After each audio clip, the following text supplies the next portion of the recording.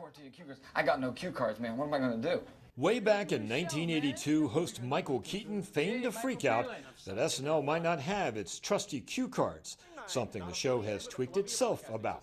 I know it's hard to believe, but I'm reading a cue card right now. But even as SNL has evolved into the digital era, this remnant of TV's earliest days remains essential.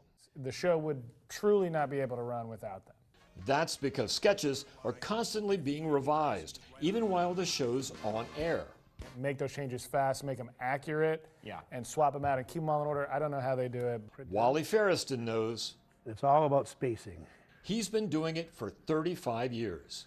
Wally, lower the cards. He leads a team of 10 who write, keep track of, and update roughly 1,000 cue cards per episode. The host for an SNL each week is in black. They're the only one that's in black, so they know their lines stand out. And then the other cast members share red, blue, green, and brown. Occasionally, rookie hosts start their week mistakenly thinking they'll memorize everything and won't need cue cards. And then on Friday, they'll kind of come up and say, hey, if I wanted to use the cards, where would you be? And by Saturday, they're like, all right, I'm using the cards, because they just don't understand how much the show is rewritten and changes.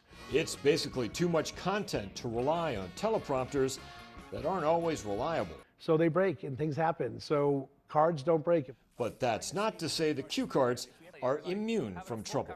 The cards fell down. The cards fell down? Yeah. That's like your full nightmare, Wally. That happened on Late Night with Seth Meyers, and SNL 40 was nearly disastrous. I wasn't smart enough to wear sneakers instead of the tuxedo shoes. So not only was I holding like these sets of cards that were 100 cards, I was slipping because the shoes were slippery. Ferriston's braced for Sunday's SNL 50 special that could have as many as 2,500 cue cards, requiring 5 extra staffers to manage them. I'm excited. I'm nervous just because of the amount of work it is, but it's special. It really is special. And special for me to say, almost. Live from New York, it's Mark Barger, NBC News.